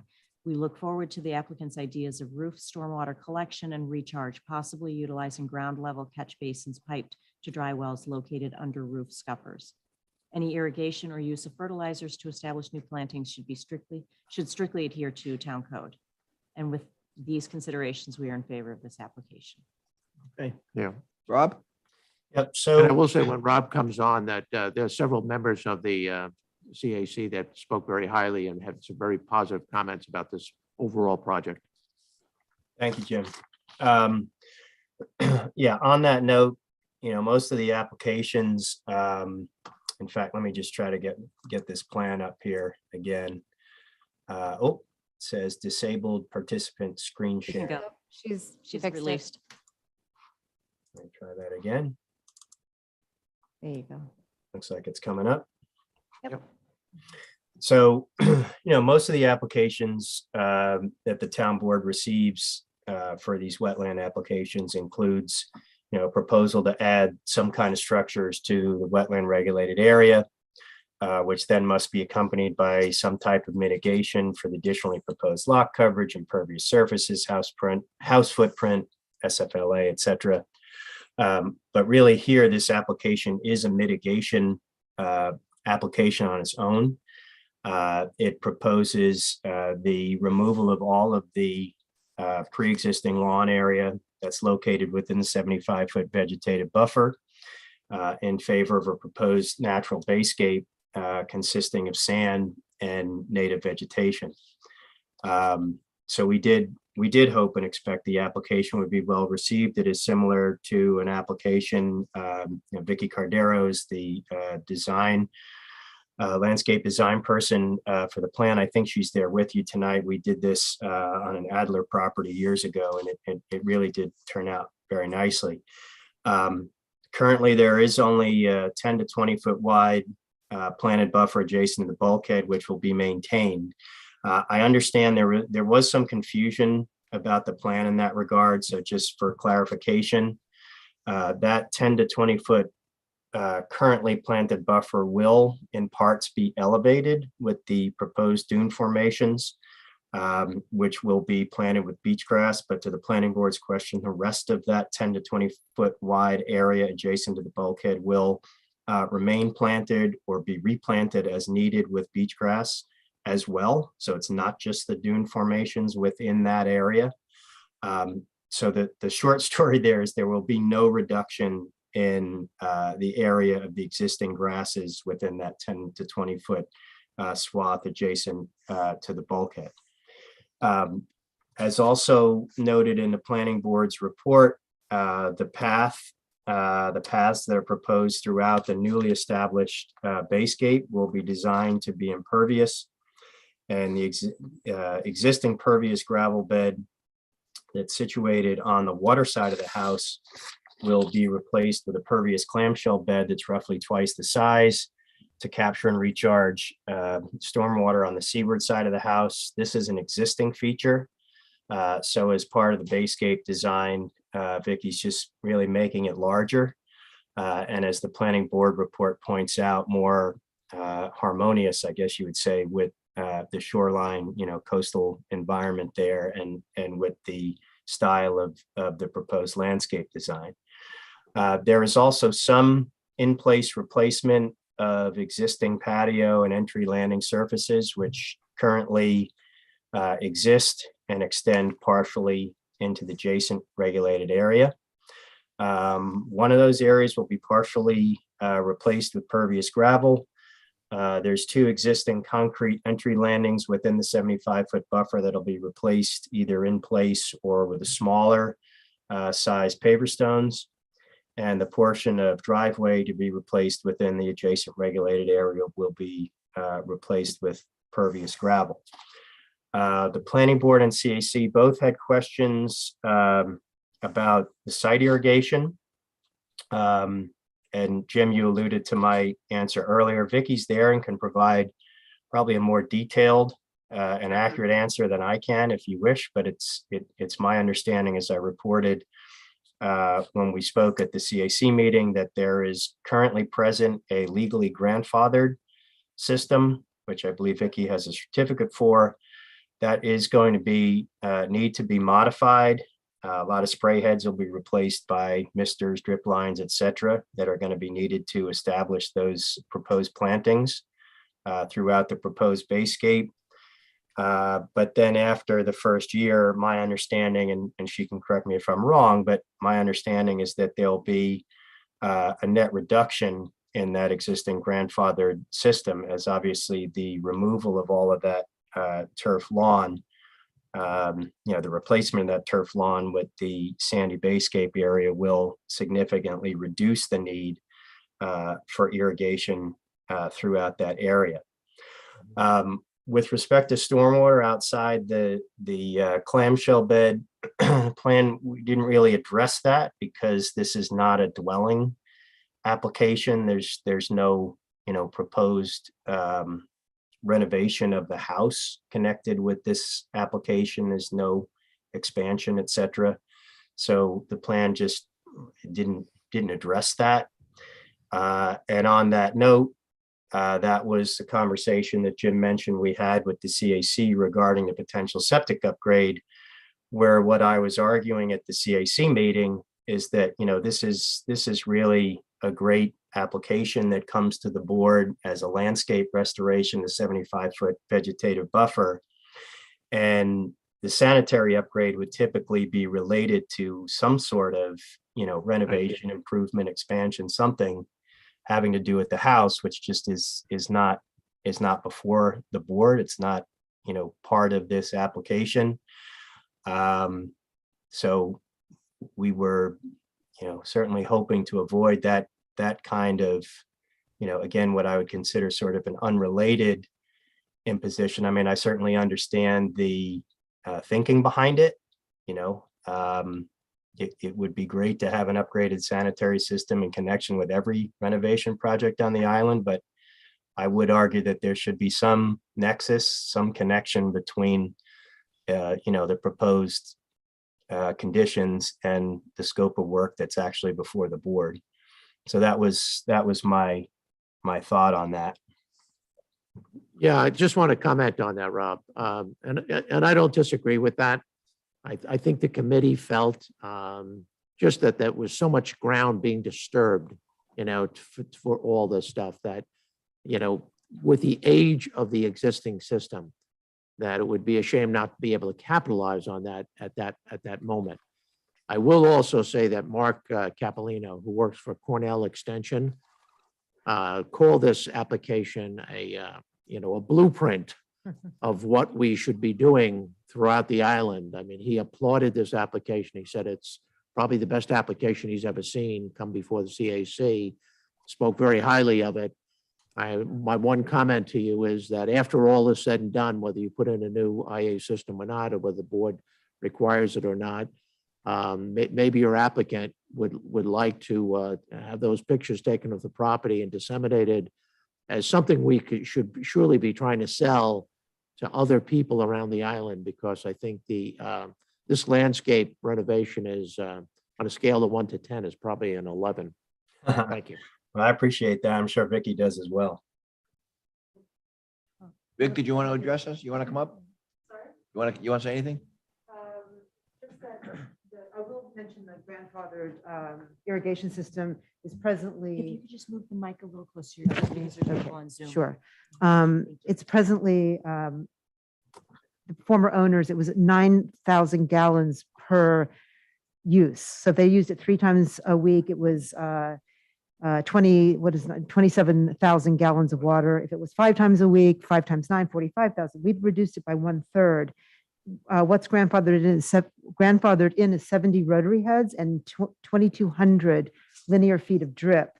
We've got 14 rotary heads, 48 misters, and then 4,400 linear feet of drip, which is a much more efficient delivery system of water straight to the root, no evaporation, et cetera.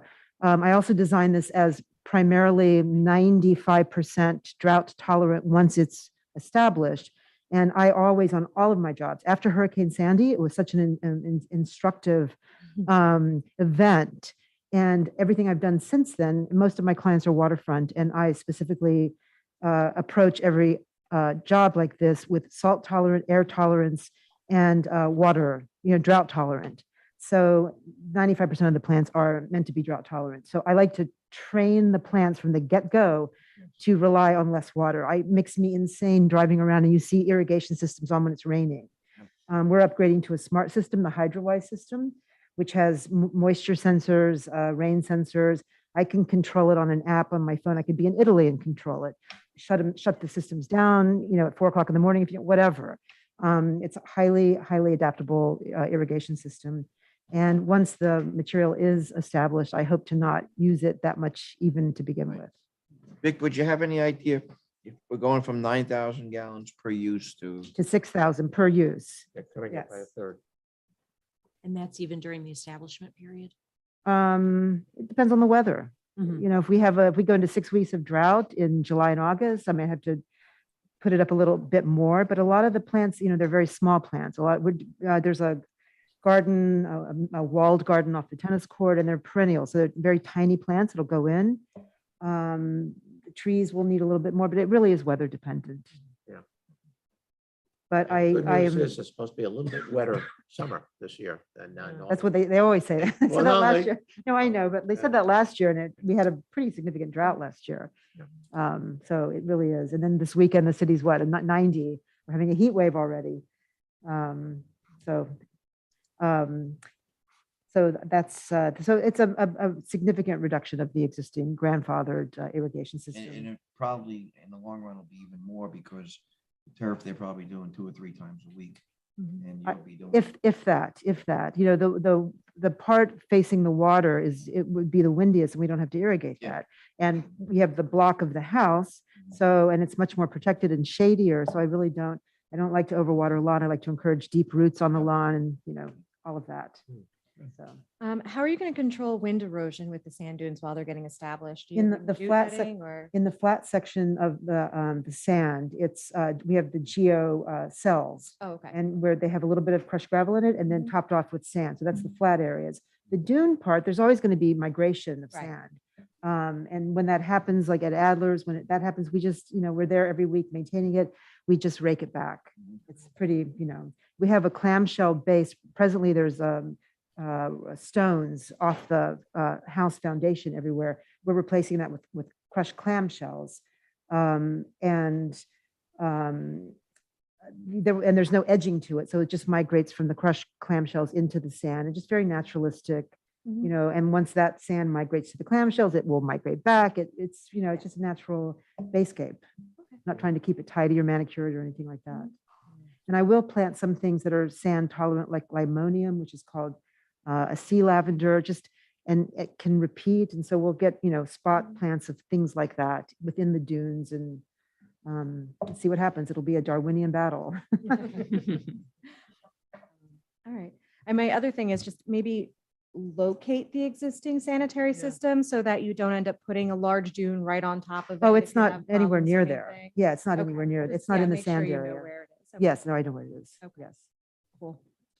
Well, Okay. without mandating a system, without saying you must do this, they're eligible for, I would just encourage them to do it. The system's old. Who knows when it's going to fail? Well, I had it encourage pumped. gentle Encouragement. I understand. I had it pumped Monday with Gene Shepherd and had an inspection, and he said it's in really good condition. Oh, interesting. Yeah, we looked at everything, and he just said it's, his father put it in, and we looked at it. He goes, there's a bit of sand at the bottom. We got everything out in the next pump out.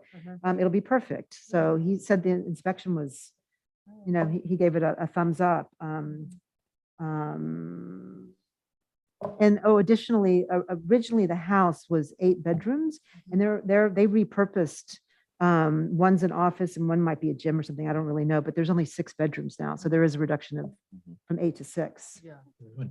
Sounds Thank good. you. Thanks. Okay. Maybe we can close it. Mhm. Okay, anybody with comments? I don't have anything else, Jerry. Okay. I don't see any hands raised. Okay, we're gonna close that hearing. And Thank we're you. gonna reconvene our town board meeting. And we're gonna act on the Slotterback mooring application. Okay, I have notes on this. I'm just going over the way through them. Yeah. Yeah. We have the 5 of them there.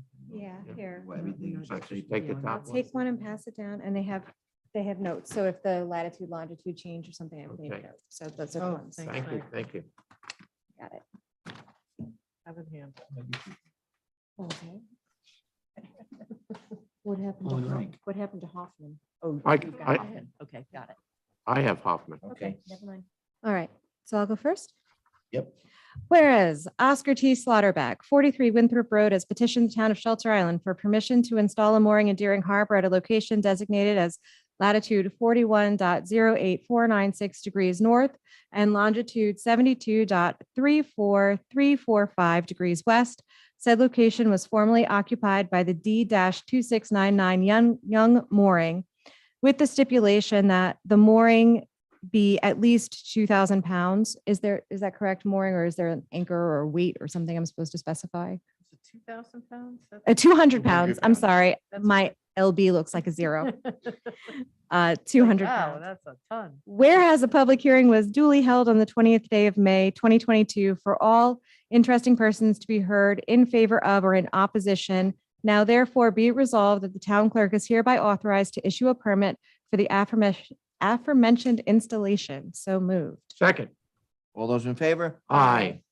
Whereas Leslie Hoffman of 14 Alpha Heron Lane has petitioned the town of Shelter Island for permission to install a mooring in Shelter Island Sound at a location designated as latitude 41.047741 north and longitude 72.331751 west.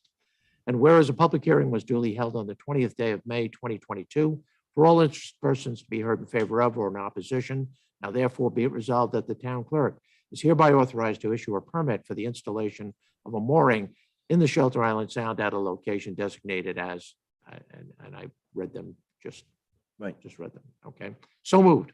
Second, all those in favor? Aye. Whereas John M. DeSisto, 9 North Monantic Road LLC, 9 North Monantic Road, has petitioned the town for permission to install mooring in West Neck Creek at a location designated as latitude 41.063193 degrees north and longitude 72.353658 degrees west. And with a stipulation that boat length be restricted to 25 feet. Whereas a public hearing was duly held on the 20th day of May, 2022, for all interested persons to be held in favor of or in opposition. Now therefore be it resolved that the town clerk is hereby authorized to issue a permit for the aforementioned installation with the following proviso. The applicant currently holds a mooring permit for the domicile at 3 Bayshore Drive. And with the granting of permits for 3 Bowditch Road and 9 Monantic Road, the applicant will have fulfilled the limitation of 3 moorings per resident. So moved. Second. All those in favor? Aye. Aye. Whereas Thriving Sea LLC, John M. DeSisto, 3 Bowditch Road, has petitioned the town of Shelter Island for permission to install a mooring in the West Neck mooring field at a location designated at latitude 41.065006 degrees north and longitude 72.362160 degrees west. And whereas a public hearing was duly held on the 20th of May, 2022, for all interested persons to be heard in favor of or in opposition. Now therefore be it resolved that the town clerk is hereby authorized to issue a permit for the aforementioned installation with the following proviso.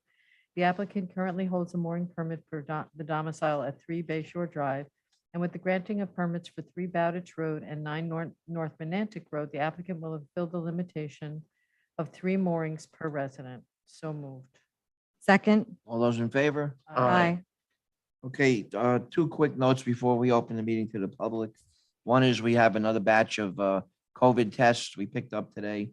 I think we have a couple thousand of those available and we'll spread them just like we did last time. I don't know if Jim will be going door to door again, but we'll be passing those out. Thank you. And the other one is, I probably should have said something at the work session. This is EMS week, and it means to just, honor the EMS volunteers nationwide and certainly here on Shelter Island, which we do on a regular basis. We appreciate all they do. I just wanted to mention that. Yeah. So with that said, we'll open it to the public. Anybody? Anybody in the audience? Pam? Pam? Yes, I do have a question about the LLCs and the moorings. So are we saying that if the LLC is the property owner, then they are able to get 3 private moorings on a property without any boat registration? These are riparian, No. they're not private. One right there. One riparian per property. No, I'm asking about how many private ones. I think it's 2. I think it's 1 and 2. Because the total of 3. So one plus the 2. It's No? no more than Oh, 3. No, but if you give up the riparian, then you can't have the riparian anymore. It becomes 3 private ones. So I'm just trying to Okay, clarify okay. what And the it story becomes- is. okay. there. Right, the riparian gets eliminated becomes and then the- it's private. So the LLCs are entitled to 3 private moorings. Is that what I'm understanding? In actuality, and they provide, whether they provide the operating agreements or an attorney opinion letter, these LLCs are really 1 or 2 people occupying a house. So I know people hear LLC and think it's a big commercial operation. It's not. It's a husband, wife, a couple, whatever, who just want anonymity. And we review the operating agreements and we review. So in essence, they're only doing it for anonymity. So they should be treated like any other road. Yes, but now what was just passed is that the North Monantic, they went for 3 riparians on 3 different pieces of property. So I'm just wondering, and you said that they conceded to that. So I'm wondering if an LLC who owns property is eligible for 3 moorings. A LLC is basically the same thing as a person, so they would be entitled up to no more than 3 permits. They have to apply for them, but they're similarly treated as an individual. And if the individual is listed on 2 different LLCs, then they are only still as an individual allowed 3 moorings. Is that correct? By property. Per property. It's unfortunately or fortunately, that's how the code is written. We got a concession on this one from the homeowner. No, They it's just- fine. I'm just trying to. Oh, you cut out, Pam. So No, I I'm think- just trying to get clarity. So if there's one person that has their name on 3 different LLCs, then they're entitled to 1 mooring per LLC that their name is on? No. The one is per waterfront property. So they're entitled to 1 riparian mooring. But for the property, they could have no more than 3 permits per property. So that 1 riparian mooring would be taken off that up to 3. So then they could potentially apply for 2 more. So if someone owns 3 properties in LLCs, the way the code's written, potentially they could have 9 moorings. However, again, it's going to be reviewed on a case-by-case basis by the town. And given the fact that, it could be 1 person owning each individual property, that's why there are concessions made. And in this particular case, they gave up the right to 9 and said, we're just going to have 3 total. Okay, thank you, Mr. Kylie. That makes it much. Okay, you're welcome, Pam. Anybody else? Okay, if there's no other questions, Mark, you have to come up here. Might I just ask one more question? The Sure. public hearings that were adjourned, when will we know when they will be reconvened? How does the public know when they'll be reconvened? We'll probably address them at the work session. Yeah, so the applicant will get the requisite information to us, and then we'll determine when to reschedule, and we will bring it up at a work session. And then it will be on an agenda. Okay, terrific. Thanks. All right. The only thing I have to say is with all the disruption in democracy and government in this country, it's nice to see a well-run democracy in action in our small little community. Thank you very much. Thank you very much. I appreciate that. It's nice to get a compliment once in a while. Okay, if there's nothing else, anybody? Okay, I'll make a motion, we adjourn.